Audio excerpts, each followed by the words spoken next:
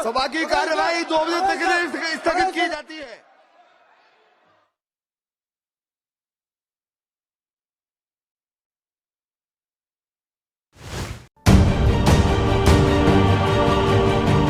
नमस्कार, मैं Anshu Kumar prime live में आपका स्वागत करता हूं।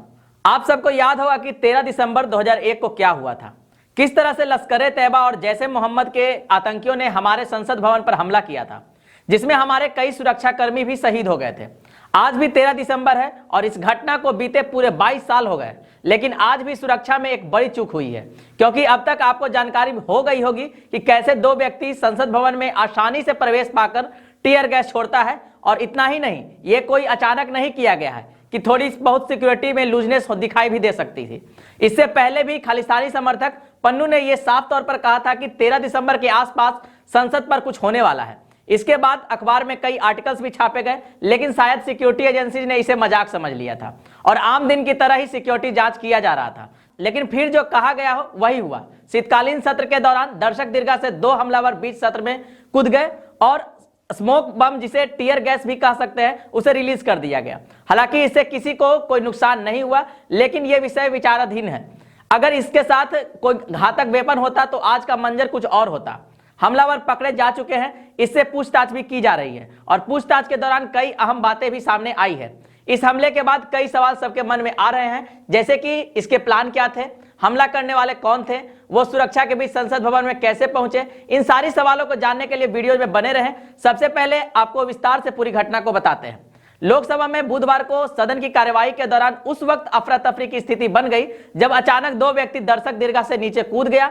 समाचार एजेंसी ANI की ओर से जारी वीडियोज में उस व्यक्ति को बेंचों पर कूदते देखा जा सकता है। बुधवार को संसद भवन की सुरक्षा में उस वक्त बड़ी चूक देखने को मिली जब सुरक्षा घेरा तोड़कर लोकसभा में विजिटर गैलरी से 2 संदिग्ध कूद गए। सदन में शून्यकाल के दौरान दोपहर करीब 1 बजे दर्शक दीर्घा से 2 व्यक्ति सदन में कूदे और इनमें से एक व्यक्ति मेज को फांदते हुए आगे की ओर भाग रहा था। सुरक्षा कर्मियों और कुछ सांसदों ने उसे घेर लिया। बाद में दोनों को पकड़ लिया गया। 22 साल पहले आज ही के दिन यानी 13 दिसंबर को संसद भवन पर आतंकी हमला हुआ था और 9 जवान शहीद भी हो गए थे। और आज भी वीडियो में देखा जा सकता है कि यह शख्स सांसदों के बेंचों के ऊपर से कूदते हुए स्पीकर की कुर्सी की तरफ बढ़ रहा है। इस शख्स को सांसद पकड़ने की कोशिश कर रहे हैं।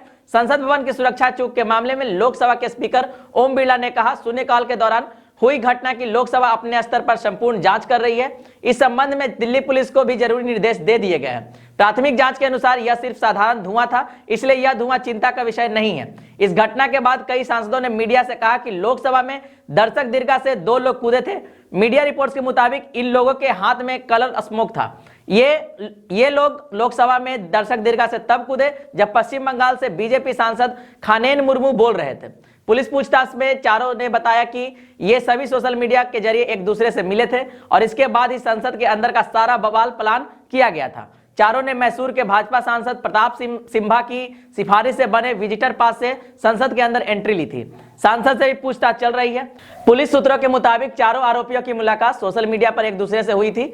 चारों ने मुलाकात के बाद संसद भवन के अंदर और बाहर बवाल बचाने की योजना बनाई थी। इसके बाद ही सारी प्लानिंग तय की गई। लोकसभा के अंदर पकड़े गए लोगों में एक मैसूर का रहने वाला है जिसका नाम मनोरंजन है, जबकि दर्शक दीर्घा से सांसदों के बीच कूदने वाले दूसरे आरोपी का नाम सागर शर्मा है।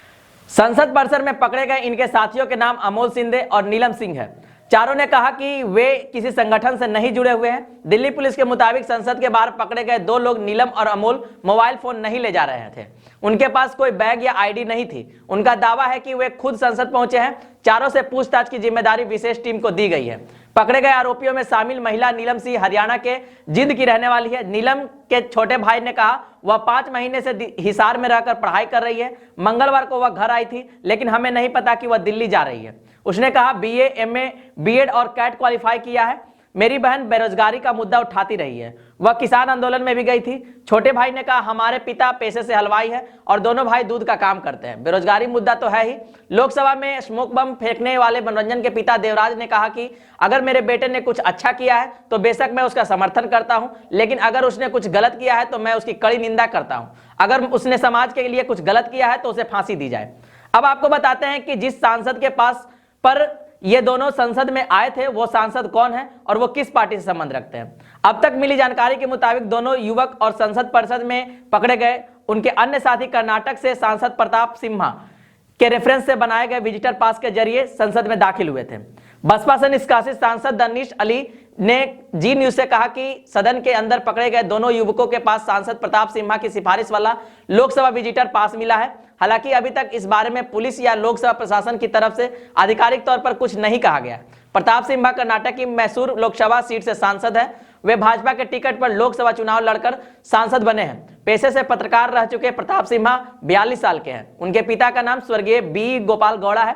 कन्नड़ भाषा के समाचार पत्रों में अब भी कॉलम लिखने वाले प्रताप हिंदुत्ववादी राजनीति के लिए पहचान रखते हैं। कर्नाटक के युवाओं में वे बेहद मशहूर है, इसलिए पार्टी ने उन्हें कर्नाटक भारतीय जनता पार्टी युवा मोर्चा का भी अध्यक्ष बना रखा है। एक मतदाता के रूप में उनकी पहचान 215 चामुंडेश्वरी निर्वाचन क्षेत्र भाग संख्या 109 में क्रमांक 845 पर दर्ज है।